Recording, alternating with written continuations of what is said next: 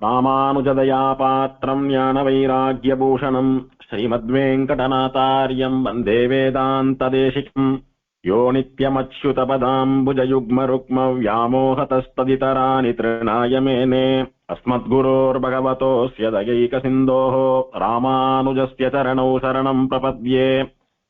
ஆவியே அமுதே என நினைந்துருகி அவரவர் பணமுல துணையா பாவியேன் உணராது எத்தனை பகலும் பழுது போய் ஒழிந்தன நாள்கள் தூவிசேர் அன்னம் துணையொடும் புணரும் சூழ் புனல் குடந்தையே தொழுது என் நாவினால் உய்ய நான் கண்டு கொண்டேன் நாராயணா என்னும் நாமம். 108 திவ்யதேச வைபவங்கள்ல சோழ நாட்டு திருப்பதிகளில் ஒன்றான திருக்குடந்தைன்னு சொல்லக்கூடிய கும்பகோண கஷேத்திரத்தினுடையதான மகாத்மியத்தை தொடர்ந்து அனுபவித்துக் கொண்டு வருகிறோம். மகர சங்கராந்தி அன்னைக்கு பொற்றாமரை குளக்கரைக்கு எம்பெருமான் ஷாருங்கராஜன் எழுந்தருளி ஹேமரிஷியின் பெண்ணான கோமலவள்ளி நாச்சியாரை திருமணம் செய்து கொண்டார் அப்படின்னு பார்த்தோம். அப்படி இந்த கும்பகோண கஷேத்திரத்திலே எம்பெருமான் அமுதனுக்கும் கோமலவள்ளி தாயாருக்கும் திருக்கல்யாணமானது நடைபெற்றபடியினாலே இந்த க்ஷேத்திரத்திற்கு பிரம்மாண்ட புராணத்திலே கல்யாணபுரம் அப்படின்னு ஒரு பேர் உண்டு.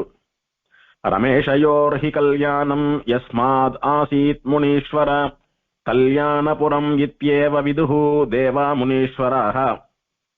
ஹே நாரதா, இந்த க்ஷேத்திரத்துல ரமா என்று சொல்லக்கூடிய தாயார் கோமலவல்லிக்கும் அவளுடைய ஈசனான ஸ்ரீ ஷாருங்கராஜனுக்கும் திருக்கல்யாணம் நடைபெற்றபடியினாலே இந்த க்ஷேத்திரத்தை தேவர்களும் முனி சிரேஷ்டர்களும் கல்யாணபுரம் அப்படின்னு கொண்டாடுறா அப்படின்னு புராணமானது தெரிவிக்கிறது. இந்த மகர சங்கராந்தி அன்னைக்கு மத்தியானம் ரிஷப லக்னத்திலே திருக்குடந்தை பொற்றாமரை கரையிலே ஹேமரிஷிக்கும் கோமலவள்ளி தாயாருக்கும் பெருமாள் எப்படி சேவை சாதித்தார் அப்படின்னு புராணம் வர்ணிக்கிறது. இந்த ஸ்லோகம் திருக்குடந்தையில் வைதிக விமானத்தின் கீழே சயனித்துக் கொண்டிருக்கக்கூடிய எம்பெருமான் ஆறாவமுதன் மூலவருடைய தியான ஸ்லோகமாக விளங்குகிறது. அதோடு கூட புராணம் இந்த கும்பகோண மகாத்மியத்தினுடைய மங்கள ஸ்லோகமாகவும் இந்த ஸ்லோகத்தை கொண்டாடுகிறது. ரொம்ப உத்தமமான ஸ்லோகம். எப்படி எம்பெருமான் ஸ்ரீரங்கத்து பிரணவாகார விமானத்திலிருந்து தன்னுடையதான வைதிக விமானத்தை பிரித்து கொண்டு புறப்பட்டானோ அந்த வைதிக விமானத்திலே எம்பெருமான் எந்த திருக்கோலத்தில் எப்படி சயனித்துக் கொண்டானோ அங்கு அவனை யாரெல்லாம் ஸ்தோத்திரம் பண்ணினார்களோ யாரெல்லாம் அவனை வேதபாராயணம் பண்ணி ஆராதித்தார்களோ பெருமாள் அங்க எந்த திருக்கோலத்துல சயனிச்சுட்டு இருக்கானோ அப்படின்னு அது அத்தனையும் படம் பிடித்து காட்டக்கூடியது இந்த தியான ஸ்லோகம்னு சொல்லக்கூடிய உத்தமமான மங்கள ஸ்லோகம். த்ரிம்ஷத்ரிகோட்டி வசுருத்ர திவாகராதி தேவாதி தேவகண சந்தத சேவ்யமானம் அம்போஜ சம்பவ சதுர்முக கீயமானம் வந்தேஷயானமிக போகினி ஷாருங்கபாணிம் அப்படின்னு ரொம்ப ஆச்சரியமான ஸ்லோகம். இந்த ஸ்லோகத்தை அர்த்தம் தெரிஞ்சுட்டு சொன்னோமானா கண்ண மூடினா அப்படியே அமுதன் நமக்கு பிரத்யட்சம் ஆகணும். சில பாசுரங்கள் சில ஸ்லோகங்கள் எம்பெருமானுடைய திருமேனியை அப்படியே நம்ம மனக்கண் முன்னாலே கொண்டு வரக்கூடிய சக்தி படைத்தவை. அந்த மாதிரி சேவா காலங்கள்லாம் பண்றச்ச எது எது எந்தெந்த பெருமாளுடைய தியான ஸ்லோகம் அப்படின்னு அடியன் அங்கங்க சொல்லிட்டு வரேன்.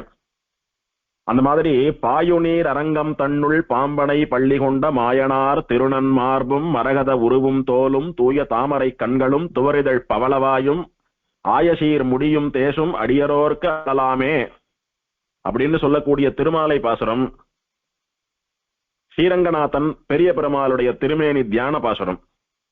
அதுபோல இந்த ஸ்லோகம் சாட்சாத் அமுதனுடைய தியான ஸ்லோகம். அப்படியே அமுதனை நம் கண் முன்னாலே கொண்டு வரக்கூடிய ஸ்லோகம்.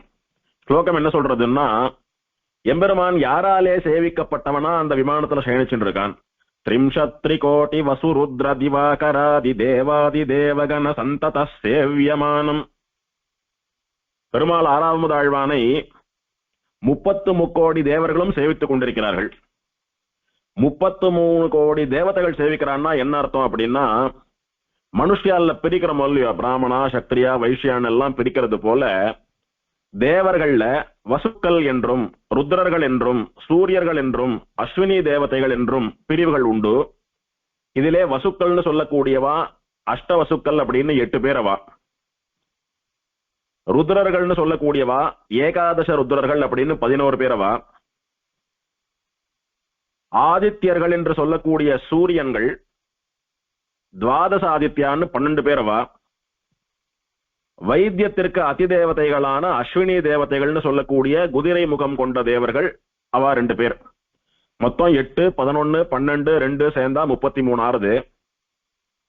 33 பேரும் ஒரு இனத்துக்கும் கோடி தேவர்கள் கணக்குல 33 கோடி தேவதைகள் இருக்கா. 8 வசுக்கள் அப்படின்னா 8 கோடி வசுக்கள், 11 ருத்ரர்கள் அப்படின்னா அந்த ஜாதியிலே 11 கோடி பேர் அப்படின்னு 33 கோடி தேவர்கள். அவளுடைய பிரதிநிதிகளா இந்த 33 பேர், அவளுடைய தலைவர்களா இந்த 33 பேர். அந்தந்த தேவகணங்களுடைய தலைவர்கள் பெருமாளை சேவிச்சுட்டு இருக்கான்னா என்ன அர்த்தம்? அவள்லாம் அவர்களுடைய தேவ இனத்தை சேர்ந்து சேவிக்கிறார்கள், அத்தனை பேரும் சேவிக்கிறான்னு அர்த்தம்.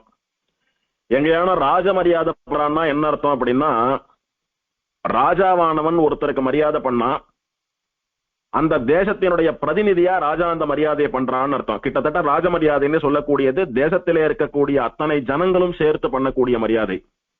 அந்த மாதிரி இந்த 33 கணங்கள் தேவகணங்கள் இருக்காலே, இதனுடைய தலைவர்கள்லாம் பெருமாளை சேவிக்கிறான்னா 33 கோடி தேவர்களுடைய சார்பிலே சேவிக்கிறார்கள்.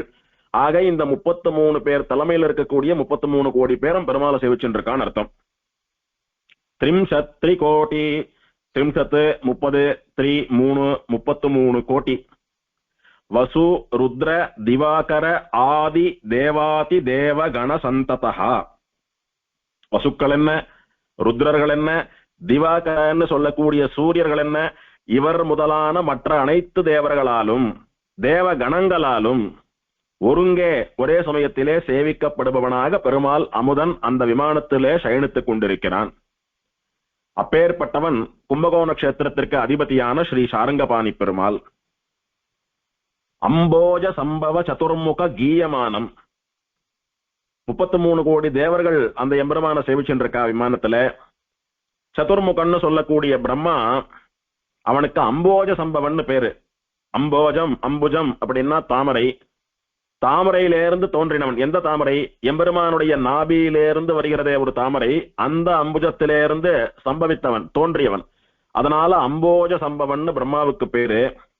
அவன் 4 முகங்களை உடையவனானபடியினாலே சதுர்முகன் அவனை குறிப்பிடுறது புராணம். அவனாலே கீயமானம் அப்படின்னா கீதம் பாடப்பட்ட, பிரம்மா பாடல்களை பாடிக்கொண்டிருக்கிறான். என்ன பாடல் அப்படின்னா வேதகானங்களை பாடிக்கொண்டிருக்கிறான்.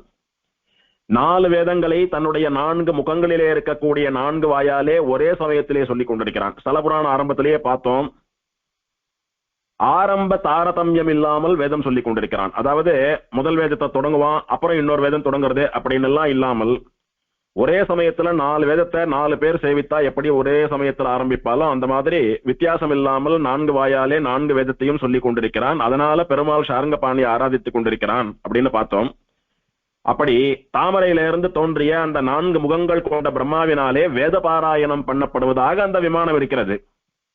ஸ்ரீரங்கத்திலிருந்து பெருமாள் வைதிக விமானமா பிரிஞ்சு வர க்ஷணத்திலிருந்து ஆரம்பித்து ஸ்ரீரங்கத்திலிருந்து திருக்குடந்தைக்கு சேர்ற வரைக்கும், திருக்குடந்தைக்கு பெருமாள் பிராட்டிக்கு சேவை கொடுத்து கல்யாணம் எல்லாம் பண்ணிண்டு அங்கேயே நிரந்தரமா வாசம் கொண்டருளினதுக்கு பிறகு இன்னைக்கு வரைக்கும், ஏன் என்னைக்கும் வைதிக விமானத்திலே இருந்து கொண்டு பிரம்மாவானவன் எம்பெருமானை 4 வேதங்களாலே கானம் பண்ணி கொண்டிருக்கிறான் அப்படின்னு புராணம் தெரிவிக்கிறது.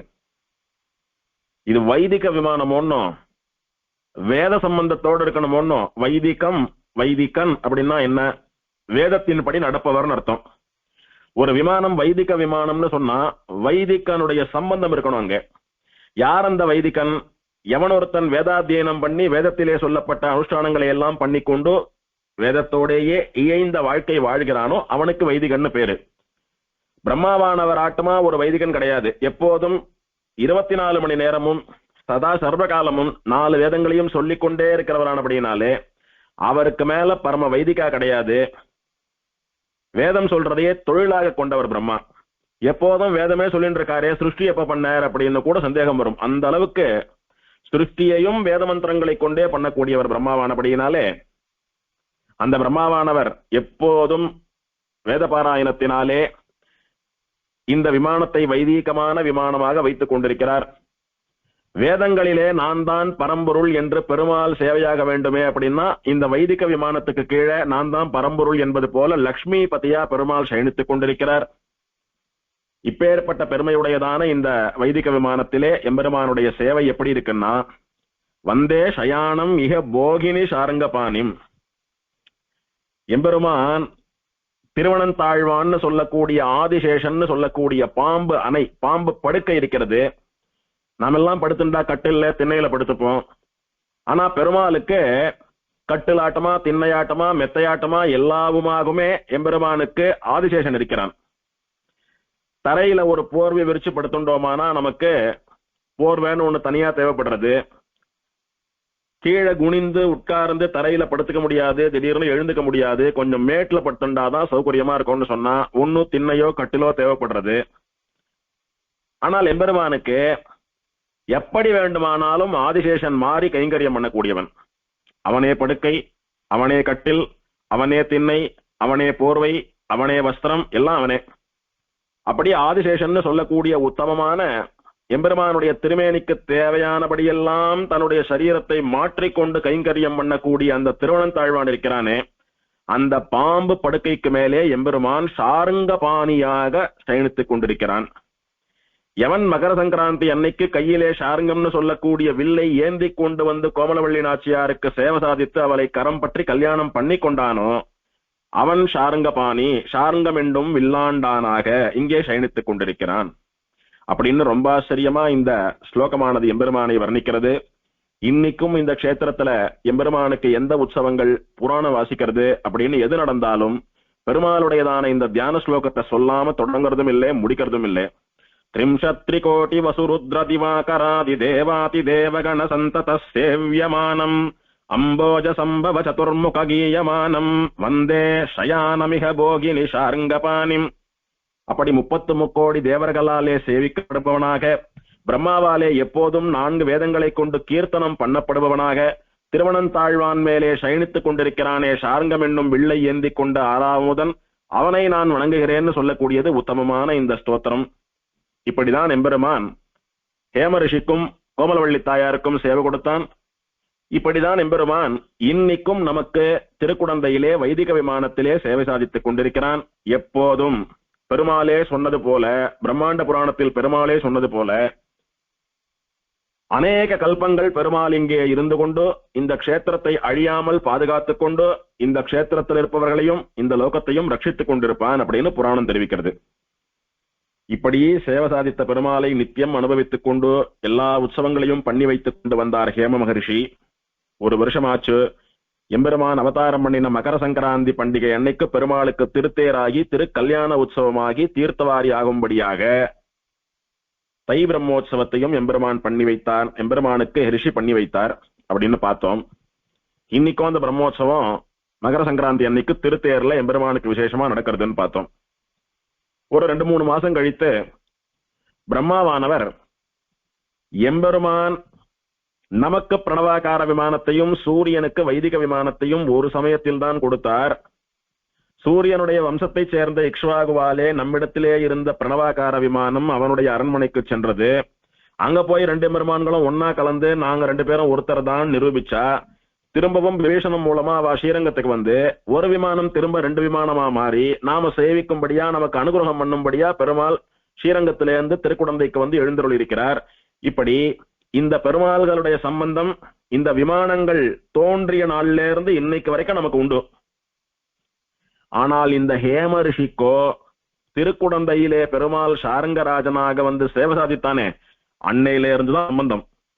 நமக்கு திருக்குடந்தைக்கு வரத்துக்கு முன்னால ஸ்ரீரங்கத்துல சம்பந்தம் உண்டு, ஸ்ரீரங்கத்துக்கு வரத்துக்கு முன்னால அயோத்தியில சம்பந்தம் உண்டு, அயோத்திக்கு வரத்துக்கு முன்னால பிரம்மலோகத்துல சம்பந்தம் உண்டு, பிரம்மலோகத்துக்கும் வரத்துக்கு முன்னால பெருமாள் 3 விமானங்களை சிருஷ்டித்தாரே, அப்போதுல இருந்து 3 பெருமாள்களையும் 3 விமானத்தையும் சேவிச்சுருக்கோம். அன்னையில இருந்து இந்த அமுதன் சம்பந்தம் உண்டு.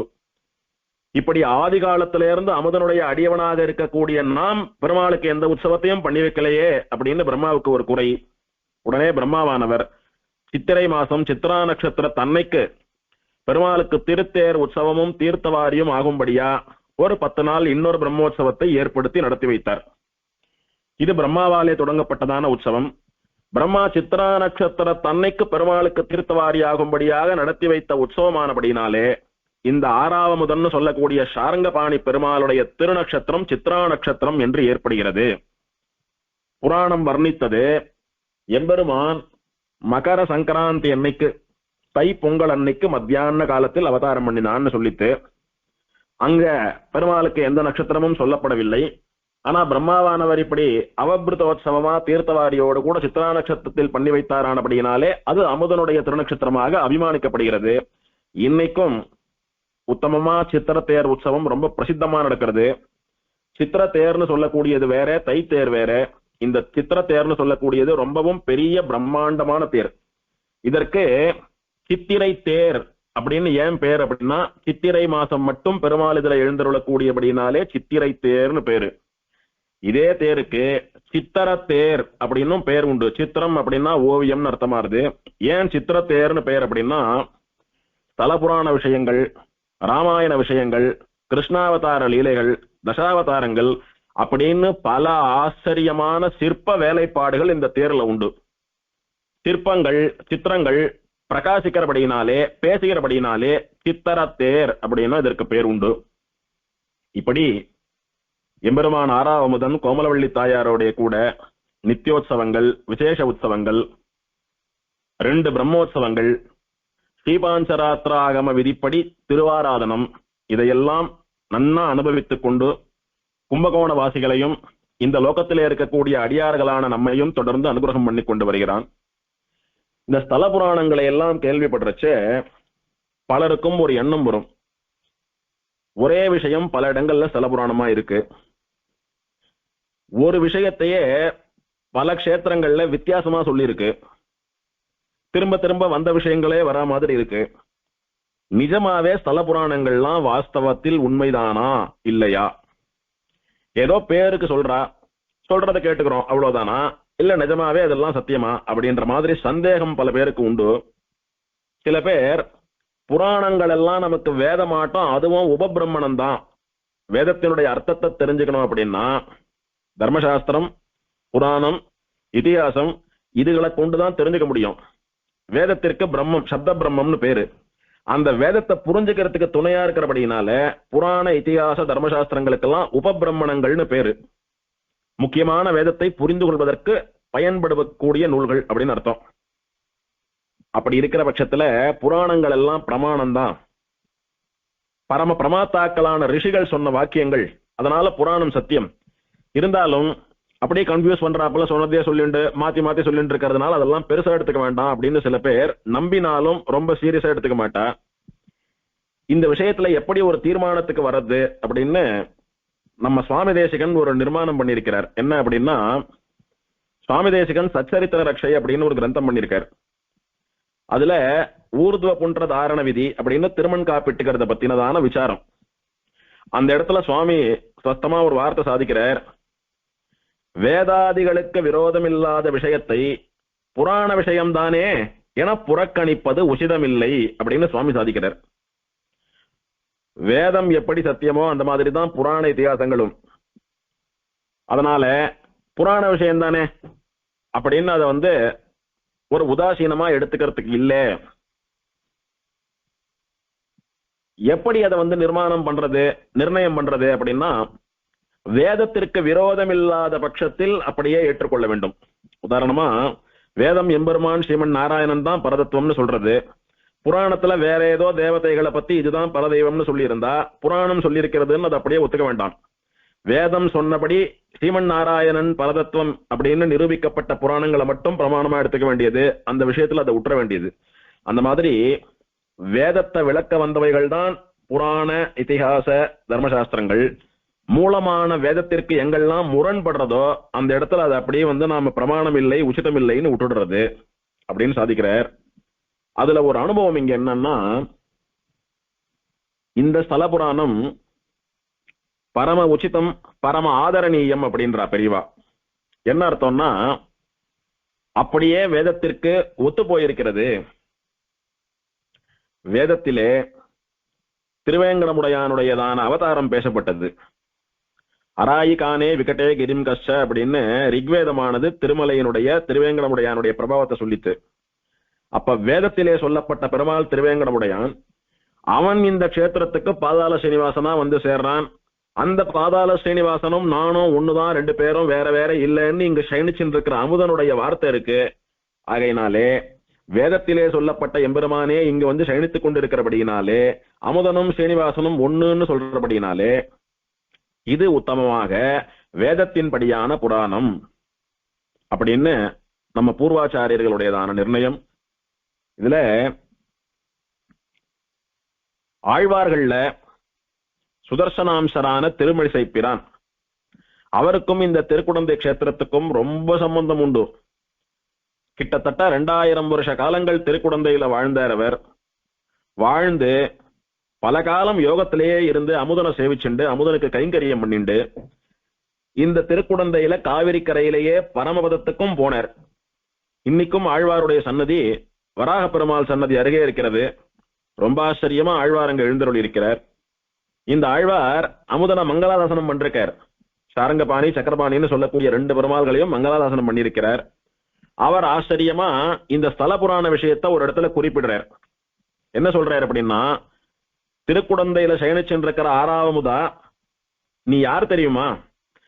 திருவேங்கடம் மலையிலிருந்து இங்க வந்து பாதாள ஸ்ரீனிவாசனாக நின்று பிறகு குடந்தை அமுதனாக சயனித்துக் கொண்டிருப்பவன் அப்படின்னு திருவேங்கடமுடையானே கும்பகோணத்துக்கு வந்து 6ஆம் அமுதனா சயனிச்சென்றிருக்கார் அப்படின்னு திருமழிசை பிரானுடைய பாசுரம்.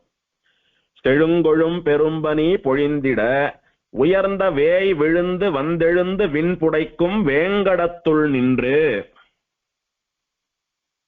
விண்புடைக்கும் வேங்கடம், அப்படி ஆகாசத்தை தொடர்றது போல ஓங்கி வளர்ந்திருக்கக்கூடிய திருவேங்கடமலை இருக்க, அந்த வேங்கடத்துள் நின்று அங்க நின்ற திருக்கோலத்திலே சேவை சாதித்துக் கொண்டிருப்பவன் யாருன்னா திருவேங்கடமுடையான் ஸ்ரீனிவாசன். எழுந்திருந்து தேன் பொருந்து பூம்பொழில் தழை கொழும் செழுந்தடங் குடந்தையுள் கிடந்த மாலும் அல்லையே. திருவேங்கடமலையில ஆனந்த நிலைய விமானத்துக்கு கீழே நின்று கொண்டிருக்கக்கூடிய திருவேங்கடமுடையான் நாரதர் கொல்காபுரத்துல மகாலட்சுமி தாயாரிடத்துல திருவேங்கடமுடையான் பத்மாவதி தாயாரை கல்யாணம் பண்ணிட்டு வாழ்ந்துட்டு இருக்கான், நீ போய் சண்டை போடாம இங்க என்ன பண்ணிட்டு இருக்க அப்படின்னு கலகம் மூட்டிட்டு தாயார் திருமலைக்கு போய் சேர்றதுக்கு முன்னாலேயே இவர் திருவேங்கடமலைக்கு போய் பெருமாளிடத்துல என்ன சொன்னார்? பிராட்டியினுடைய அம்சமான பத்மாவதி தாயாரை நீ கல்யாணம் பண்ணிட்டு வாழறது பொறுக்காம கொல்காப்பூர்ல இருந்து மகாலட்சுமியானவள் உன்னை சண்டை போடுறதுக்காக இங்க வந்துட்டு இருக்கா, அவ கண்ணுல அகப்பட வேண்டாம், உன் ஆமடியாலான பத்மாவதியை எங்கேயானும் பாதுகாப்பா வச்சுட்டோ நீ அந்த பக்கம் கும்பகோணம் பக்கம் எங்கேயானும் ஓடி போயிடுன்னு சொன்னார். இவரும் சரின்னு திருவேங்கடமலையில இருந்து பிராட்டி அழிச்சுட்டு வந்து திருச்சானூர்ல குடி வச்சுட்டு திருக்குடந்தைக்கு போயிட்டார். அங்க போய் பாதாளத்துல ஒளிஞ்சுட்டார். அவர் தான் பாதாள சீனிவாசன். பின்னாடியே தாயார் துரத்திண்டு போனா கும்பகோண கஷேத்திர பிரபாவத்தினால தாயார் கோவத்தை விட்டுட்டு தபஸ் பண்ணி பெருமாளை 6ஆம் அமுதனை அடைந்தால் கல்யாணம் பண்ணி கொண்டால் கோமலவள்ளியாக இருந்து கொண்டிருக்கிறாள்னு பார்த்தோம். அது அப்படியே திருமழிசை பிரான் இங்க சொல்றார். விண்புடைக்கும் வேங்கடத்துள் நின்று திருவேங்கடமலையிலிருந்து எழுந்திருந்து இங்க நித்தியவாசம் பண்ணது போறோம், தற்காலிகமா போய் திருக்குடந்தைக்கு போய் ஒளிஞ்சுக்கலாம் அப்படின்ற லீலையில எம்பெருமானானவன் அங்கிருந்து உத்தமமான சோலைகளாலே சூழ்ந்து விளங்கக்கூடிய காவிரி நதி பாய்ந்து வளம் செய்யக்கூடிய செழுமையான திருக்குடந்தைன்னு சொல்லக்கூடிய கும்பகோணத்தில் சயனித்துக் கொண்டிருக்கிறான் அப்படின்னு திருமலை மேல நின்று இருக்கிற ஸ்ரீனிவாசன் தான் இங்கு திருக்குடந்தையில சயனிச்சிருக்கிற அமுதன் அப்படின்னு திருச்சந்த விருத்தத்துல 60வது பாசுரத்தினால திருமழிசை பிரானுடைய அனுபவம்.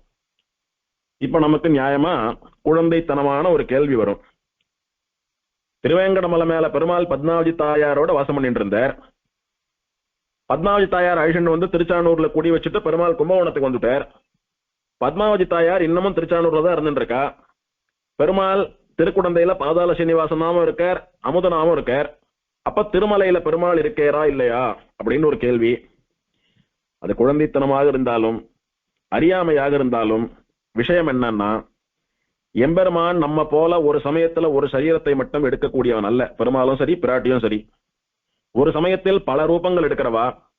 இதே பிராட்டி கொல்காப்பூர்ல மகாலட்சுமியாவும் இருந்துட்டு இருக்கா, திருச்சானூர்ல பத்மாவதியாக எம்பெருமானை கல்யாணமும் பண்ணிட்டு திருமலையில வாழ்ந்துட்டு இருக்கா, இவளே திருக்குடந்தையில கோமலவள்ளியா தபஸம் பண்ணிட்டு இருக்கா, இன்னும் பல க்ஷேத்திரங்கள்ல தபஸ் பண்ணி பெருமாள் அடைந்தான்னு பார்க்க முடிகிறது. அதே போல இந்த எம்பெருமான் திருவேங்கடமலையில் தன்னுடைய ஒரு ரூபத்தை வைத்து திருவேங்கடமலையில் பத்மாவதி தாயாரை வியூகலட்சுமின்னு சொல்லக்கூடிய திருமார்பு நாச்சியார் வடிவிலே வைத்து அதன் பிறகு திருச்சானூருக்கும் திருக்குடந்தைக்கும் வந்தான்னு புரிஞ்சுக்கணும். திருவாய்மொழியில் ஆழ்வார் சாதிக்கிறார், ஆதியம் சோதி உருவை அங்கு வைத்தும் இங்கு பிறந்த வேத முதல்வன்.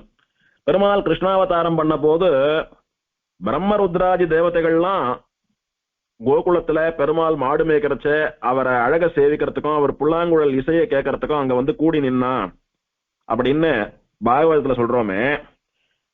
அப்போ பெருமாள் வைகுண்டத்துல இல்லையான்னா ஸ்ரீவைகுண்டநாதனாகிற ரூபத்தை அங்கு வைத்து அங்கேயும் வைகுண்டநாதனா இருந்துட்டு இருக்கார், இங்க கண்ணனா இருந்துட்டு இருக்கார். திருப்பார்கடல்ல வியூகவாசுதேவனா இருந்துட்டு இருக்கார், இங்க கண்ணனா இருந்துட்டு இருக்கார். எல்லா இடத்தையும் எல்லா ரூபங்களும் உண்டு, இன்னொரு ரூபமும் உண்டு. அதே மாதிரி திருக்குடந்தையில கோமலவள்ளி தாயார் தபஸ் பண்றச்ச பெருமாள் போய் மகர சங்கராந்தி அன்னைக்கு சேவை சாதித்தாரு. சேவை சாதிச்சுட்டு என்ன பண்ணார், போன முதல் க்ஷணம் ஹேமரிஷியை பார்க்கல, ஒரு வார்த்தை பேசல, தாயாரிடத்திலயும் ஒரு வார்த்தை பேசல. தாயாருடைய திருமேனியில இருந்து அப்படியே இன்னொரு தாயாரை வரவழைத்து அவளை எடுத்து அப்படியே மார்பிள வச்சுட்டார்.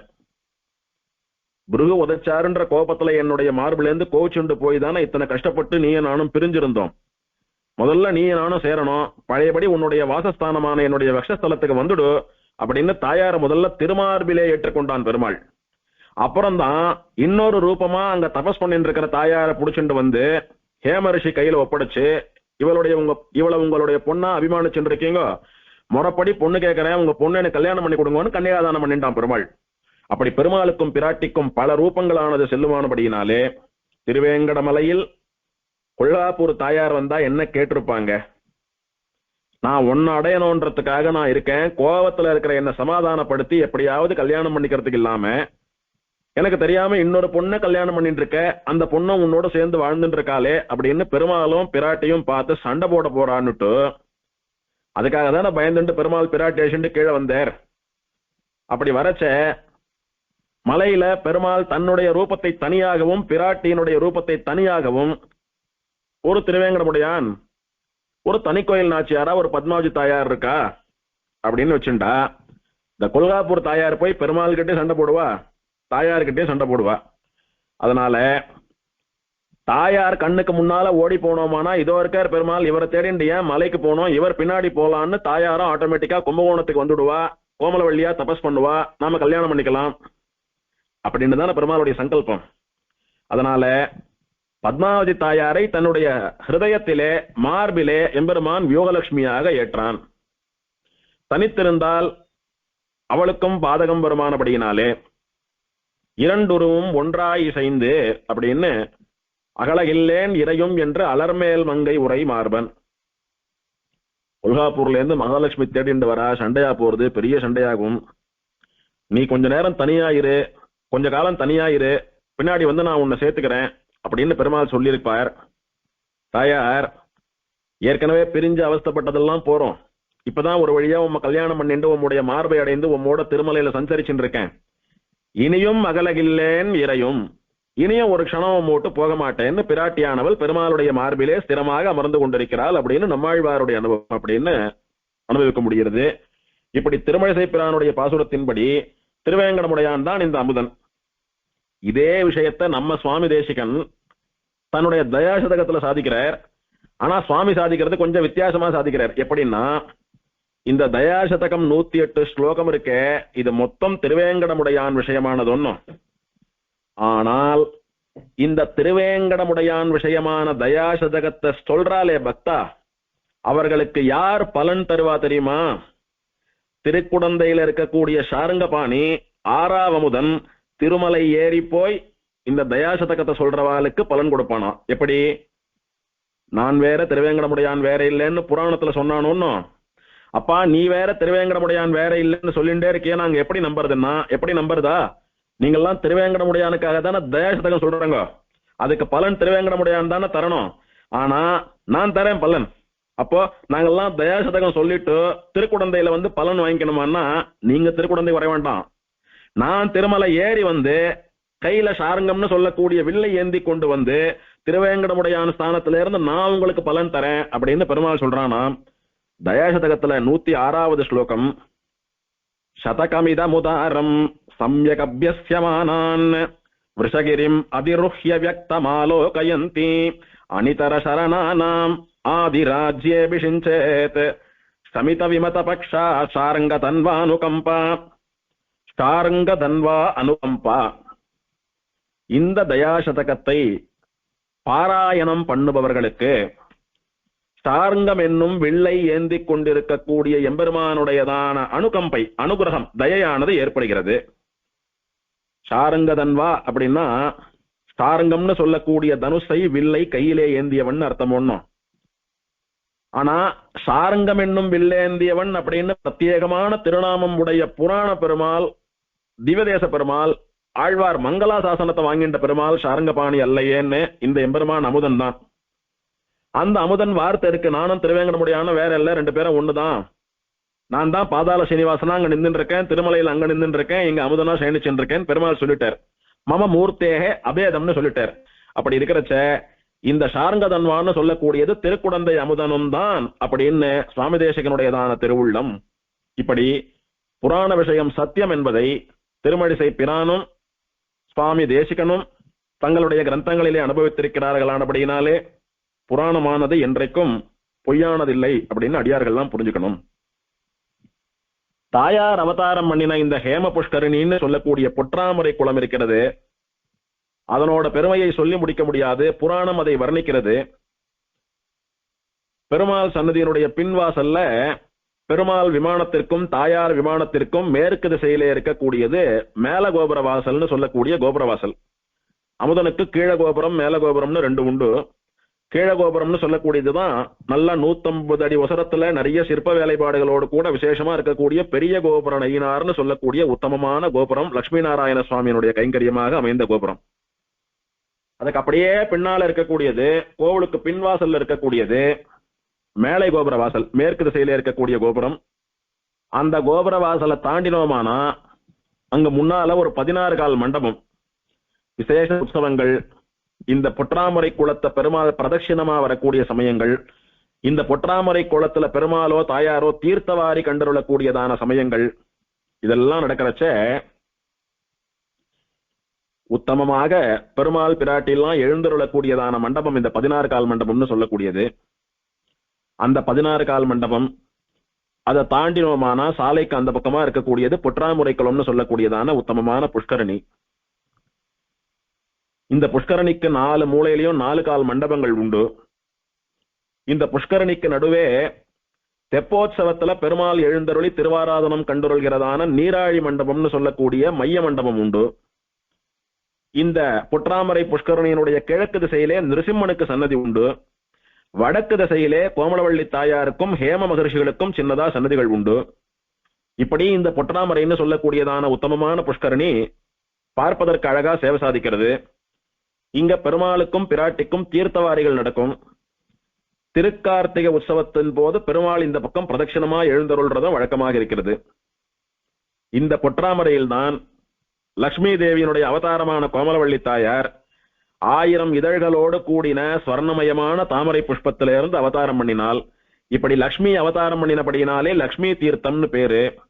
பொன் தாமரையில் தாயார் தோன்றியபடினாலே இந்த குளத்திற்கு பொற்றாமரை குளம்னு பேரு, தாயாருக்கு பொற்றாமரையால்னு பேரு. எப்போது எம்பெருமான் அவள் கரம் பிடித்து கல்யாணம் பண்ணி கொண்டானோ அதுல இருந்து பெருமாளுக்கு பொற்றாமரையால் தன் கேள்வன்னு பேரு. பிரளய காலத்திலே அமிர்த குடத்திலிருந்து ஓடி வந்து அமுதம் இங்கு தேங்கியபடினால அமுதவாவி, அமிர்த புஷ்கரணின்னு ஒரு பேர் உண்டு.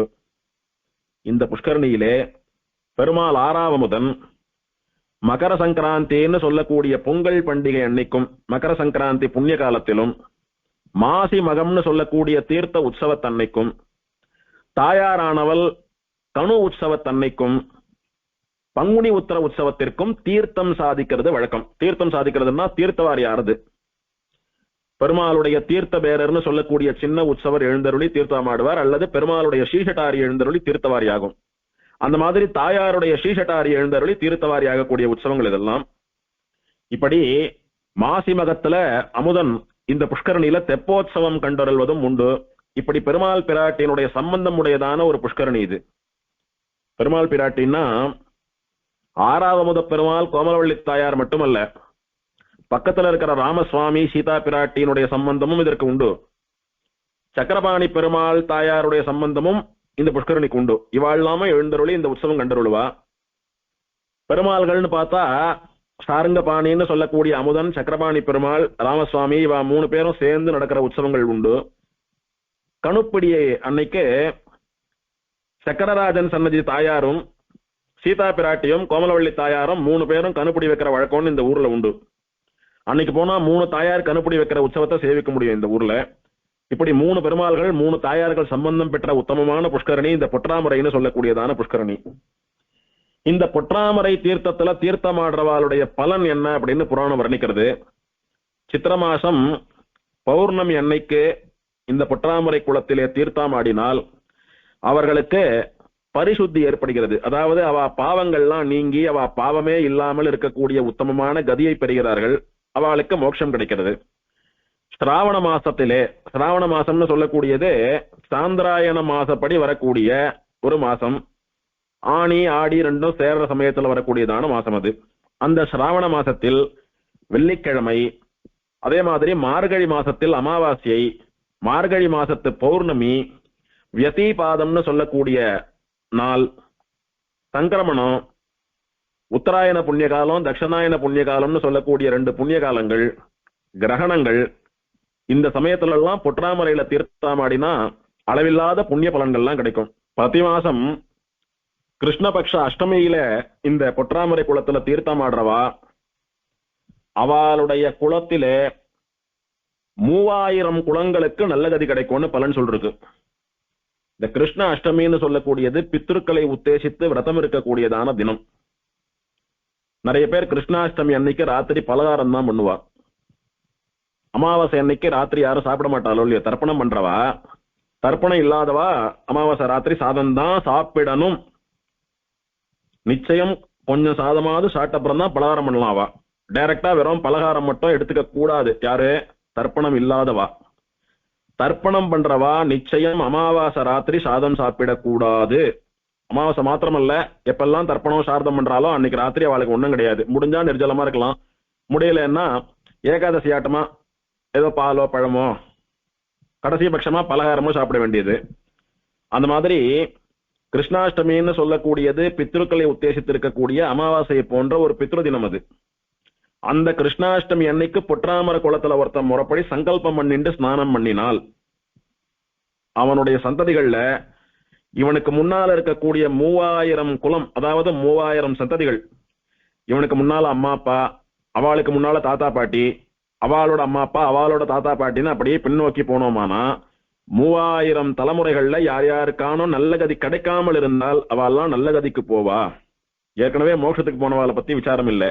அப்படி போகாமல் சரணாகதி அனுஷ்டிக்கல, பக்தி பண்ணல, நிறைய பாவங்கள் பண்ணிருக்கு, சொர்க்கத்துல இருக்கு, நரகத்துல இருக்கு, திரும்ப திரும்ப எங்கேயோ பிறந்து அவஸ்தப்படுறதுன்னு சொல்லக்கூடிய ஜீவன்கள் எல்லாம் கூட இவனுடைய ஸ்நான பலனினாலே நல்ல கதிக்கு போவான்னு சொல்லக்கூடிய உத்தமமான பலன் உண்டு. மகர சங்கராந்தி அன்னைக்கு தாயார் அவதாரம், தாயார் பெருமாளுடைய சேவையை கிடைத்து பெருமாள் இங்க அவதாரம் பண்ணினபடியினாலே மகர சங்கராந்தி அன்னைக்கு இதுல ஸ்நானம் பண்ணினா 10,000 கங்கா ஸ்நான பலன்கள் கிடைக்குமா. 10,000 முறை கங்கையில போய் ஸ்நானம் பண்ணா என்ன பலன் கிடைக்குமோ அந்த பலன் மகர சங்கராந்தி அன்னைக்கு, பொங்கல் பண்டிகை அன்னைக்கு இதுல தீர்த்தமாடினா கிடைக்கும்.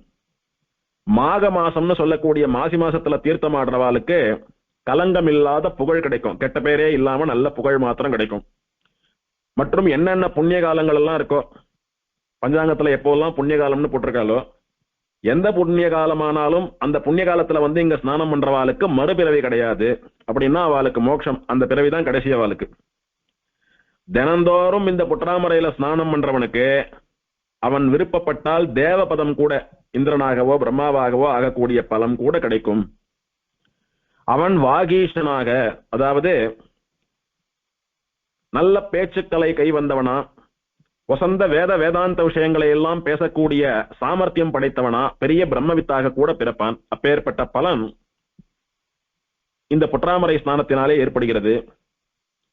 ஸ்நானத்தினால மட்டும்தான் பலனான்னு கேட்டா இல்ல, இந்த பொற்றாமர தீர்த்தத்தை கண்ணால சேவித்தாலும் கூட 10,000 வேள்வி செய்த பலன்கள் கிடைக்குமா. பொற்றாமரையில இறங்கி தீர்த்தம் எல்லாம் ஆடல, ஆனா பொற்றாமர குளத்தை கை கூப்பி சேவிச்சுண்டேன், கண்ணால பார்த்தேன், ஒரு பிரதட்சணம் கூட வாக்கிங் ஆட்டமா போனேன், அது போறோம். பொற்றாமர தீர்த்தத்தை கண்ணால சேவிக்கிறவாளுக்கு 10,000 யாகங்கள் பண்ணின பலன் கிடைக்கிறதாம். அந்த தீர்த்தத்தை பிரதட்சணம் பண்றவா பூ பிரதட்சணம் பண்ணின பலன்களை அடைகிறார்கள். பூலோகம் முழுக்க இருக்கிற புண்ணிய தீர்த்தங்கள் எல்லாம் தீர்த்தமாடிண்டு பெருமாள்களை எல்லாம் சேவிச்சுண்டு பூலோகம் முழுக்க ஒருத்தன் சுத்தி வந்தானா அவனுக்கு என்ன பலன் கிடைக்கிறதோ அந்த பலன் பொற்றாமரை குளத்தை பிரதட்சணம் பண்றதுனால கிடைக்கிறது. அதே மாதிரி காத்து வீசுறது பாருங்க, நல்லா காத்தடிக்கிற சமயத்துல பொற்றாமரை குளக்கரையில குளத்தை சுத்தி எங்கேயான ஒரு இடத்துல நின்றுக்க வேண்டியது, உட்கார்ந்துக்க வேண்டியது. அப்படி உட்கார்ந்துக்கிறச்ச நல்லா காத்தடிக்கிறதே அந்த காத்து பொற்றாமர தீர்த்தத்து மேல பட்டு ஈரக்காத்தா நம்ம மேலேயும் படுமா. அப்படி படுறச்ச நாம போய் முயற்சி பண்ணி இறங்கி தீர்த்தாமாடாமலேயே அந்த தீர்த்தத்தினுடையதான சம்பந்தம் காற்று மூலமா நம்ம மேல வந்து படுறது. வண்டியில எல்லாம் போயிட்டு இருக்கிறச்ச நல்லா சில்லுன்னு காத்தடிக்கிறது, திடீர்னு ஜலம் மேல பட்டா மாதிரி ஒரு உணர்ச்சி. என்னன்னு பார்த்தா ஒன்னும் மழை தூறல்கள் அல்லது பக்கத்துல இருக்கக்கூடிய நீர்நிலைகள் இதுல இருந்தாவது வரக்கூடியதான ஜலம் வாட்டர் பார்ட்டிகள் மேல படுறது. அந்த மாதிரி பொற்றாமரை குள காற்றிலே பொற்றாமர தீர்த்தத்தினுடைய சம்பந்தம் இருக்கிறபடினாலே அந்த காத்து மேல பட்டா கூட போறோமா நமக்கு மோட்சம் கிடைக்குமா. அப்பேற்பட்ட விசேஷமான பலன் சொல்லப்பட்டிருக்கிறது. இப்படி பொற்றாமரை புஷ்கரணிய பிரதட்சணம் பண்ணினா பூ பிரதட்சணம் பண்ண பலன்னு சொல்லப்பட்ட பெருமையை விளக்க வைப்பதற்காக உற்சவ சமயங்கள்ல எம்பெருமான் ஆறாவமுதன் இந்த புஷ்கரணிய பிரதட்சணம் பண்ணிட்டு தான் உள்ளே எழுந்தருள்றார். பெருமாளே பொற்றாமரைய பிரதட்சணம் பண்றார் அப்படின்னா நாமளும் பண்ணணும்னு பெருமாள் சிக்ஷிக்கிறார். பெருமாள் உற்சவ சமயங்கள்ல பெருமாளுக்கு பின்னாடி அணுயாத்திரையா போனாலும் புஷ்கரணி பிரதட்சணம் ஆயிடும், அது இன்னும் விசேஷம். அப்படி பெருமாள் உற்சவ சமயத்துல போக முடியலன்னா நாம என்னைக்கு போறோமோ அன்னைக்கு புஷ்கரணிய ஒரு பிரதட்சணமோ 2 பிரதட்சணமோ பண்ணோமானா ரொம்ப ஆச்சரியமான பலன்கள் கிடைக்கும். இந்த புஷ்கரணியில எப்படி தீர்த்தாமாடணும், முறைப்படி சங்கல்பம் பண்ணிட்டு தீர்த்தாமாடணும்னு சொல்றாலே எப்படின்னா, இந்த தீர்த்தத்திற்கு இந்த க்ஷேத்திரத்துக்கு பெருமையை வரவழைத்த ஹேம மகரிஷியை நினைச்சுட்டு ஸ்நானம் பண்ணணும். இந்த தீர்த்தத்துக்கு ரக்ஷக தேவதையாக இருக்கக்கூடிய சேன முதலியார் விஸ்வக்சேனரை நினைச்சுண்டு ஸ்நானம் பண்ணணும். இதனுடைய கரையில இருக்கக்கூடிய ஸ்தல விருட்சமான பாரிஜாத மரத்தை நினைச்சுண்டு ஸ்நானம் பண்ணணும். இந்த க்ஷேத்திரத்திலே வந்து தபஸ் பண்ணி இத பெருமையுடைய க்ஷேத்திரமாக்கின கோமலவள்ளி தாயார நினைச்சுண்டு ஸ்நானம் பண்ணணும். இந்த தீர்த்தத்துக்கு இத்தனை பெருமையை கொடுக்கிற அமுதன் சாரங்கராஜனை நினைச்சுண்டு ஸ்நானம் பண்ணணும். இப்படி இவாளை எல்லாம் நினைச்சுண்டு இவ அனுகிரகத்தோடு கூட ஸ்நானம் பண்ணணும்னு சொல்லிருக்கு. எப்படி பண்ணலாம் அப்படின்னா, பெருமாள் ஆறாவமுதனையும் கோமலவள்ளி தாயாரையும் சேவிச்சுட்டு கோவிலுக்குள்ள தாயார் சன்னதி அருகே இருக்கக்கூடிய ஸ்தல விருட்சமான பாரிஜாத விருட்சத்தையும் சேவிச்சுட்டு இந்த பொற்றாமரை கரைக்கு வந்தா அங்க ஹேம மகரிஷிக்கு சன்னதி உண்டு, அங்க போய் அவரையும் கையை கூப்பிண்டு விஸ்வக்சேனரை சேவிச்சுட்டு அவருடைய தனியனை சொல்லிட்டு ஸ்நான சங்கல்பம் பண்ணிட்டு மூழ்கி தீர்த்தாமாட வேண்டியது. இப்படி முறைப்படி ஸ்நானம் பண்ணினா அவளுக்கு முறைப்படி சொன்ன இந்த எல்லா பலன்களும் கிடைக்கும். சிராவண மாசத்திலே பிருகுவாரம்னு சொல்லக்கூடிய சிராவண மாசத்து வெள்ளிக்கிழமையில தீர்த்தாமாடினா, தீர்த்தாமாடி கோமலவள்ளி தாயாரையும் சாரங்கராஜ பெருமாளையும் சேவித்து பெருமாள் சன்னதியிலையும் தாயார் சன்னதியிலையும் தலா ஒரு நெய் தீபம் ஏத்துறது, முடிந்தா மாவிளக்கு ஏற்றுவது, பெருமாளுக்கும் தாயாருக்கும் மாலை வாங்கி சமர்ப்பிக்கிறது, துளசி புஷ்பத்தை கொண்டு அஷ்டோத்தர சதநாம அர்ச்சனையை பண்ணி வைக்கிறது. இதையெல்லாம் பண்ணினா அவர்களுக்கு அஷ்ட ஐஸ்வர்யமும் பெருகும். சிராவண மாசத்து வெள்ளிக்கிழமையிலே பொற்றாமரையில தீர்த்தாமாடிட்டு தாயார் சன்னதிக்கும் பெருமாள் சன்னதிக்கும் போய் தலா ஒரு நெய் தீபம் ஒரு மாவிளக்கு ஏத்திட்டு பெருமாளுக்கும் பிராட்டிக்கும் மாலை வாங்கி சாத்தி அஷ்டோத்தர சதநாம அர்ச்சனையை பண்ணிண்டா அஷ்ட ஐஸ்வர்யங்களும் சித்திக்கும் அப்படின்னு தெளிவா சொல்லப்பட்டிருக்கிறது புராணத்திலே. கொடிய ரோகங்களாலே பீடிக்கப்பட்டவன் கூட பொற்றாமரையில தீர்த்தாமாடி பெருமாள் தாயாருக்கு நெய் விளக்கும் மாவிளக்கும் சமர்ப்பித்து மாலை வாங்கி சாத்தி அர்ச்சனை பண்ணினானா எப்பேற்பட்ட மகா பாப்பியா மகா ரோகம் வந்தவனா தீராத ரோகம் வந்தவனாக இருந்தாலும் கூட அவனுக்கும் அது குணமாகி அஷ்ட ஐஸ்வர்யங்களையும் பெற்று அவன் மோட்சத்தையும் அடைகிறான்னு புராணம் சொல்றது. இதற்கு ஆதாரணமா ஒரு கதையை சொல்றது இந்த புராணம். சுதர்மா அப்படின்னு ஒரு பிராமணன் இருந்தான். அவன் சின்ன வயசுல அவனுடைய தாயார் போயிட்டா. தன் தகப்பன் குழந்தைய வளர்க்கறதுக்காகவும் கிரகஸ்தாசிரம தர்மத்தை அனுஷ்டிக்கிறதுக்காகவும் இன்னொரு பெண்ணை கல்யாணம் பண்ணி கொண்டான். இந்த சுதர்மாவுக்கு அந்த பெண் என்ன முறை, இளைய தாயார், இளையாள் தாயார்னு பேரு, சாட்சாத் அம்மா தான் அவ. அவன் தகப்பனாருக்கு தெரியாமல் இளையாள் தாயாரோடு கூட உல்லாசமாக இருந்து கொண்டு வந்தான். அந்த மகா பாவத்தினாலே ஒரு நாள் அப்படியே அவன் காட்டுல போயிட்டு இருக்கிறச்ச அவன் தலையில இடி உழருது. இடி உழுந்து அகால மரணத்துல செத்து போயிட்டான். செத்து போய் 7 ஜென்மங்கள்ல மிருகங்களுடைய மாம்சங்களை எல்லாம் சாப்பிடக்கூடிய தாழ்ந்த சண்டால குலத்துல எல்லாம் பிறக்கிறான் அவன். தாயார் ஸ்தானத்துல இருக்கிற இளையாள் தாயாரோடு தப்பு பண்ணினதுனால இப்படி 7 பிறவிகள்ல மட்டமான ஒரு ஜென்மா கிடைத்தது. இருந்தாலும் அவனும் வாழ்நாள்ல ஏதோ கொஞ்சம் புண்ணியம் பண்ணிருப்பான் ஒன்னும். அந்த மாதிரி உட்டகுறை தொட்டக்குறையா ஒரு சின்ன புண்ணிய வசத்தினாலே 8வது பிறவியில ஒரு பிராமணனா பிறந்தான். இந்த இளையாள் தாயாரோட தப்பு பண்ணினதுனால வந்த பாவம் தீர 7 பிறவி அவன் மட்டமான குலத்திலே பிறந்து பாவத்தை சேர்த்துண்டான். மேலும் மேலும் ஏதோ புண்ணியவசத்தினால 8வது பிறவியிலே பிராமணனா பிறந்தான். அப்படி பிறந்தும் அந்த பாவத்தினுடைய சம்பந்தம் ஒரு முறை தப்பு பண்ணதுனால 7 ஜென்மாவில சண்டால ஜென்மா எடுத்தான் ஒன்னும். அந்த சண்டால ஜென்மாவிலே பண்ண பாவங்கள்லாம் தொடர்றதோன்னு திரும்ப. அதனாலதான் ஒரு முறையும் பாவம் பண்ணி போய் மாட்டின்றோமானா திரும்ப திரும்ப திரும்ப திரும்ப செயினா வந்துட்டே இருக்கும். அது ஏதோ தப்பு பண்ணினா 7 ஜென்மா இழிபிறவி அதோட முடிஞ்சுத்தான்னா அந்த 7 ஜென்மாவில பண்ணதும் தொடர்ந்து வர்றது அதெல்லாம் எப்போ அனுபவிக்கிறது? அதனால 8வது ஜென்மாவில இவன் புண்ணியவசத்தினால பிராமணனா பிறந்தாலும் மறுபடியும் இவனுக்கு குஷ்டரோகம் முதலான க்ஷயரோகம் வந்துடுத்து. அப்படின்னா அந்த ரோகம் வந்தவா பிழைக்க மாட்டா, செத்து போயிடுவான்னு சொல்லக்கூடிய மரணத்தை தரக்கூடியதான ஒரு ரோகம் வந்துடுத்து இவனுக்கு. வந்த போது தெரியாம பண்ண பாவத்தினால இவ்வளவு அனுபவிக்கிறோமேன்னு வருந்துறான் இவன். வருந்துற சமயத்துல ரிஷிகளை சேவிக்கிறான். ரிஷிகளிடத்துல அழுது இவனுடையதான நிலைமையை, இவனுடைய துஸ்திதியை, ஈழ்நிலையெல்லாம் சொல்றான். அவளுக்கு இத்தனை அழறானே, இத்தனை உணர்றானே அப்படின்னு அவன் மேல ஒரு கருணை கொண்டு அந்த பிராமணன் நல்ல கதிக்கு போனோன்னு ரிஷிகள்லாம் அவனுக்கு உத்தம வார்த்தை சொல்றா. மகர சங்கராந்தி அன்னைக்கு திருக்குடந்தைன்னு சொல்லக்கூடிய கும்பகோண கஷேத்திரத்துக்கு போ. அங்க இருக்கிற பொற்றாமரை குளம்னு சொல்லக்கூடிய புஷ்கரணியிலே தீர்த்தாமாடி சாரங்கபாணி பெருமாளையும் கோமலவள்ளி தாயாரையும் சேவித்து அவளுக்கு விளக்கேற்றி மாலை சாத்தி அர்ச்சனை பண்ணியானா இந்த ரோகத்திலிருந்து நீ விடுபட்டு நிறைய ஐஸ்வர்யங்களை எல்லாம் அடைந்து அந்த ஜென்மத்திலேயே மோட்சத்துக்கும் போவே அப்படின்னு ரிஷிகள் எல்லாம் சொல்றா. உடனே என்ன பண்ணான், அந்த ராஜாவானவன் இந்த க்ஷேத்திரத்திற்கு வந்து மகர சங்கராந்தி அன்னைக்கு பொற்றாமரை தீர்த்தாமாடி பெருமாள் தாயாரை சேவிச்சு இதெல்லாம் பண்ணாவிட்டு அவன் உடனே நோய் நீங்க பெற்று பழையபடி நல்ல அழகுள்ள அந்தணனாகி நித்தியகர்மானுஷ்டானங்களை எல்லாம் பண்ணி கொண்டு வந்து அஷ்ட ஐஸ்வர்யங்களுக்கும் அதிபதியாகி அந்த ஜென்மாவில மோட்சத்துக்கும் போய் சேர்ந்தானவன்.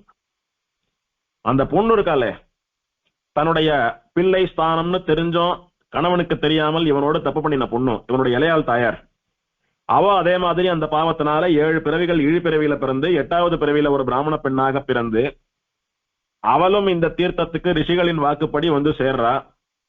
வந்து இங்க தீர்த்தாமாடலாம்னு நினைக்கிறச்ச ஒரு ரிஷி சொல்றார், உனக்கு இங்க விமோசனம் இல்லை, இதற்கு தெற்கே இருக்கக்கூடிய பிரம்ம தீர்த்தம்னு ஒரு தீர்த்தம் இருக்கு.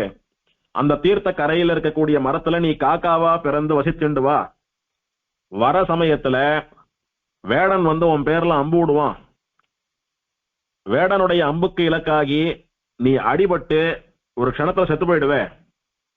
உன்னுடைய உடல் அந்த பிரம்ம தீர்த்தத்துல விழுந்தாவிட்டு அந்த தீர்த்த சம்பந்தத்தினாலே உனக்கு மோட்சம், உனக்கு நல்ல கதி கிடைக்கும் அப்படின்னு சொல்லவே அவளுக்கும் அப்படி ஒரு சாப விமோசனம் இந்த கஷேத்திரத்திலே ஏற்பட்டிருக்கிறது. இந்த பிரம்ம தீர்த்தம்னு சொல்லக்கூடியதும் திருக்குடந்தையில இருக்கக்கூடிய பல தீர்த்தங்கள்ல ஒன்னும்.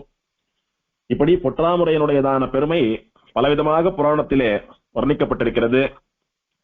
இந்த பொற்றாமரை குளமும் நடுவுல நீராழி மண்டபமும் அந்த பொற்றாமரை குளத்தினுடைய ஒரு கரையிலிருந்து சேவிக்கிறச்ச பெருமாள் விமானமும் தாயார் விமானமும் மேல கோபுரமும் கீழ கோபுரம்னு சொல்லக்கூடிய பெரிய கோபுரமும் மதில் சுவரும் இப்படி ஒட்டுமொத்த அமுதன் சன்னதியினுடையதான அழகும் நின்று சேவிக்கும்படியான இடம் பொற்றாமரை குளக்கரை. இப்படி தீர்த்தத்தோடைய விமான கோபுரங்களோட பெருமாளை சேவிக்கிற பாக்கியம் ரொம்ப ஆச்சரியமான ஒரு அனுகிரக விசேஷம். அது இந்த கும்பகோணம்னு சொல்லக்கூடிய உத்தமமான கஷேத்திரத்தில் தேவகுருவான பிரகஸ்பதி வியாழன் கிரகம் இருக்காரு, அவர் சிம்மராசியிலே சேருகிற வருஷம் சூரியன் கும்பராசியிலே இருக்கக்கூடிய சமயம், அதாவது மகாமகம் அப்படின்னு சொல்லக்கூடியது 12 வருஷத்துக்கு ஒரு முறை வரக்கூடியதான மகாமகம் அப்படின்னு சொல்லக்கூடிய உத்தமமான புண்ணிய காலத்தில் எவன் ஒருத்தன் இந்த பொற்றாமரை குளத்திலே தீர்த்தாமாடி கோமலவள்ளி தாயாரையும் ஆறாவமுத பெருமாளையும் சேவிக்கிறானோ அவனுக்கு 10,000 பிரம்மத்தி தோஷங்கள்ல இருந்து விடுபடக்கூடியதான பரிசுத்தி ஏற்படுகிறது. ஒரு பிரம்மத்திலிருந்து விடுபடுறதே ரொம்ப கஷ்டம். ஒரு பிரம்மத்தி தோஷத்தை கழிச்சுக்கிறதுக்காக ரிஷிகள் என்ன, பெருமாள் என்ன, இவாழ்லாமே நிறைய பிரயத்தனப்பட்டிருக்கா. அப்படின்னா 10,000 பிரம்மத்தி தோஷங்கள்ல இருந்து விடுவிக்க கூடியதான பெருமை மகாமகத்தன்னைக்கு இந்த புற்றாமரைக்கு ஏற்படுகிறது. அதனால ஒரு மகாமகத்தன்னைக்கும் அமுதன் இந்த திருக்குளத்துக்கு எழுந்தருளி தீர்த்தவாரி கண்டருள்ற. மகர சங்கராந்தி மட்டும் இல்ல, மகாமகத்தன்னைக்கும் அமுதன் இதுல தீர்த்தம் சாதிக்கக்கூடியதான பெருமை உண்டு. ஆக மகாமகத்தன்னைக்கு பொற்றாமரையில தீர்த்தம் ஆடுறது அத்தனை புண்ணிய பலன்களை தரக்கூடியது. இப்படி பல பெருமைகள் இந்த பெருமாளுக்கும் கஷேத்திரத்துக்கும் தீர்த்தத்துக்கும் சொல்லிண்டே வந்தோமே. இந்த பெருமாள் சேவைக்கு என்ன பலன் அப்படின்னா, பெருமாள் சேவைக்கே ஒரு விசேஷமான பலன் உண்டு. பொற்றாமரையில தீர்த்தம் ஆடுறானோ, இந்த பூஜைகள் தானங்கள் இதெல்லாம் பண்றானோ இல்லையோ இதெல்லாம் அப்புறம். பெருமாள் சேவிக்கிறதுக்கு என்ன பலன் அப்படின்னா, பிரம்மஹத்யாதயோ கோராஹ மகாபாதக சஞ்சயாஹ கும்பகோணேஷயானஸ்ய விஷ்ணோர் நஷ்யந்தி தர்சனாத். கும்பகோணத்துல சயனிச்சுருக்கிற சாரங்கபாணி பெருமாள் இருக்காரு, அவரை சேவிக்கிற மாத்திரத்திலேயே பிரம்மத்தி முதலான கொடிய பாவங்களும் கூட அழிந்து விடும் அப்படின்னு புராணம் தெரிவிக்கிறது. விசேஷமா தீர்த்தமாடி புராணம் சொல்ற மாதிரியான ஆராதனங்களை எல்லாம் பண்ணினாலும் சரி, தப்பில்லை. ஆனால் அமுதனை சேவிச்சாலே இந்த மகா பாவங்கள்ல இருந்தெல்லாம் ஒருத்தன் விடுபடுறான்னு சொன்னா அதுதான் சுபாசிரயம். சேவிக்கிற மாத்திரத்தில் மனுஷனுடைய பாவத்தை எரித்து அவனுக்கு புண்ணிய பலன்களை, தர்ம பலன்களை தரக்கூடியது அர்ச்சாவதாரம்னு சொல்லக்கூடிய பெருமாளுடைய திருமேனி. அது ஒரு உத்தமமான அனுகிரகம் பெருமாள் நமக்கு பண்றது. அதனாலதான் கோயில் இல்லா ஊரில் குடியிருக்க வேண்டாம், பெருமாளை சேவிக்காம இருக்கக்கூடாது, நாள் கிழமையிலையானும் பெருமாளை சேவிங்கோ. அப்படி சேவிக்கவே இல்லைன்னாலும் நமக்கு சேவை கொடுக்கறதுக்காக பெருமாள் ஆத்து வாசல்ல எழுற புறப்பாடு அப்படின்னு எல்லாம் இத்தனை ஏற்பாடு பண்ணினது பெருமாள் சேவிக்கிற மாத்திரத்துல நம்முடைய பாவம் அழியும்னு சொல்லக்கூடிய பெருமையினாலேதான். அமுதனை சேவிச்சா பிரம்மத்தி முதலான தோஷங்களும் ஒழிகிறது அப்படின்னு சொல்றது புராணம். நடக்க முடியல, அமுதன் சன்னதிக்கு போக முடியல, அமுதன் புறப்பாடு கண்டருள்ற எல்லையில வசிக்கல, எங்களுக்கெல்லாம் என்ன கதைன்னா, பதமேகம் சலேத்யஸ்து கிருஹாத் பகிரசங்கிதः ஸ்ரீசாரங்கராஜ சேவார்த்தம் பூதலேன புனர்ஜனி. ஆறாவதுன சேவிக்கிறதுக்காக நான் ஆத்துல இருந்து புறப்படுறேன் அப்படின்னு சங்கல்பிச்சுண்டு ஆத்துல இருந்து திருக்குடந்தை இருக்கக்கூடிய திசையில ஒரு 4 அடி எடுத்து வச்சு நடக்க ஆரம்பித்தோமானா, ஆத்துல இருந்து அமுதன் சன்னதியை நோக்கி அவன் பேரை சொல்லிட்டு 1 அடி எடுத்து வச்சாலே சரி, அவனுக்கு இந்த பூமியில மறுஜன்மா கிடையாது. எப்ப என்னை நோக்கி வரேன்னு நீ காலடி எடுத்து வச்சுட்டையோ, உன்னோட முயற்சி ஆரம்பமாயிடுத்து, உன் ஆயுஷன் வந்து சேவை கொடுத்து என் திருவடியில சேர்த்துக்கிறது என்னுடைய பொறுப்புன்னு பெருமாள் அவனுடைய பரத்தை அவனே சீக்கரிக்கிறானோ. ஸ்ரீ சாரங்கராஜ சேவார்த்தம் பூதலே ந புனர்ஜனி. அமுதன் சேவைக்காக புறப்பான் ஒருத்தன்னா அவனுக்கு மறுஜன்மா கிடையாது. அப்படி பெருமாளை சேவிக்கிறவாளுக்கே மறுஜன்மா கிடையாதுன்னு சொல்றச்ச, பெருமாளுக்கு கைங்கரியம் பண்ணினா என்ன பலன் கிடைக்கும் அப்படின்னா, தஸ்மாத் ததுத்சவம் லோகே ஏ குர்வந்தி சமாஹிதாஹ தேஷாம் போகஞ்ச மோக்ஷஞ்ச சாரங்கபாணிர் ததாதிஹி. இவ்வளவு பெருமைகளுடைய சாரங்கராஜ பெருமாள் இருக்கானே அமுதன், அவனுக்கு நித்தியோத்சவங்களோ, அப்பப்போ நடக்கக்கூடிய விசேஷ உற்சவங்களோ, பிரம்மோற்சவம் முதலான பெரிய உற்சவங்களோ எவனாவது ஒருத்தன் உபயம் பண்ணி நடத்தி வச்சானானா அவனுக்கு வாழ்நாள் முழுவதும் புத்திர பௌத்திர முதலான சகல சம்பத்துகளும் ஏற்படும். அவனுக்கு கல்யாணமாகி நல்ல குழந்தைகள் பிறக்கிறது, அவளுக்கு கல்யாணமாகி இவனுக்கு புத்திர பௌத்திர சந்ததிகள் ஏற்படுறது.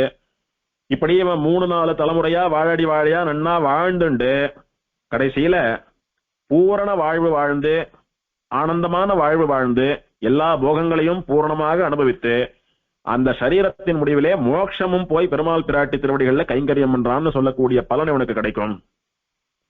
இத்தனை தூரம் யார் யாருக்கு என்னென்ன பலன் வேணுமோ அது அதுக்கு தகுந்தபடி அமுதனுக்கும் அமுதனுடைய கஷேத்திரத்துக்கும் அமுதனுடைய தீர்த்தத்துக்கும் பெருமை உண்டுன்னு சொன்னால், யாருக்கு என்ன முடியறதோ அதை கடைபிடித்து எம்பெருமானுடைய அனுகிரகத்திற்கு பாத்திரமாக வேணும். சரி, இப்பேற்பட்ட பெருமாள் கைங்கரியம் பண்ணினா, பெருமாளுக்கு உற்சவம் பண்ணி வச்சா எது வேணாலும் கிடைக்கிறது, மோட்சமும் கிடைக்கிறதுன்னு சொல்றாலே, இது எல்லாருக்கும் சுலபமா கிடைச்சிடுமா அப்படின்னா இல்ல, பாக்கியம் பண்ணினவர்களுக்கு தான் கிடைக்கும். யாருக்கு இந்த பெருமாள் கைங்கரியம் பண்ணக்கூடிய பாக்கியம் கிடைக்கிறதுன்னா, ஹேமபுஷ்கரிணீ ஸ்நானம் ஹேமபுத்ரியாச்ச தர்சனம் பூஜாம் ஹேமஜாமாதுஹு ஜன்மாந்தர தபஸ்பலம். எத்தனையோ ஜன்மங்கள்ல தபஸ் பண்ணி தர்மங்களை அனுஷ்டித்து பாவம் பண்ணாம நல்லபடியா வாழ்ந்திருந்தோமானா அந்த நல்வாழ்க்கைக்கெல்லாம் பலன்கள் இருக்கும் முன்னும். அந்த பலன்களுக்கெல்லாம் போக்குவீடாதான் ஒருத்தன் இந்த ஜென்மத்துல ஹேம புஷ்கரணி ஸ்நானம் புற்றாமரையில தீர்த்தம் ஆடுறதுக்கு கொடுத்து வச்சிருக்கான். ஹேம புத்ரியாச்ச தர்சனம், ஹேம மகரிஷியினுடைய பெண்ணான கோமலவள்ளி தாயாரை சேவிக்கிற பாக்கியத்தை பெற்றிருக்கான். பூஜாம் ஹேம ஜாமாதுஹு ஜன்மாந்தர தபஸ்பலம், ஹேம மகரிஷியினுடைய மாப்பிள்ளையான சாரங்கபாணி பெருமாள் ஆறாவதுன் இருக்காரு, அவரை பூஜிப்பதற்கு ஆராதிப்பதற்குரிய பலனையும் பெறுகிறான். அப்படின்னா புற்றாமரையில தீர்த்தமாடுறதும் கோமலவள்ளி தாயாரை சேவிக்கிறதும் ஆறாவமுத பெருமாளை சேவிக்கிறதும் இதெல்லாம் எத்தனையோ ஜன்மங்கள்ல பண்ணின தபஸ் யோகம் இதனுடைய பலனாகத்தான் கிடைக்கிறது. சர்வசாதாரணமா எல்லாருக்கும் கிடைச்சிடுறது இல்லை. அப்படி யாருக்கான ஒரு முறை அமுதனையோ தாயாரையோ புற்றாமரையோ சேவிக்கக்கூடிய பாக்கியம் கிடைத்திருந்தால் அவ அத்தனை பெரிய யோகிகள்னு புரிந்து கொள்ளுங்கள். அந்த எம்பெருமான விட்டுடாதேங்கோ, அவன் திருவடிகள்ல சரணாகதி பண்ணுங்கோ. இந்த சாரங்கராஜன் சொல்லக்கூடிய எம்பெருமானுடைய வைபவம் இருக்கிறது புராணம், அவனுடைய பெருமை, அவனுடைய லீலைகள்.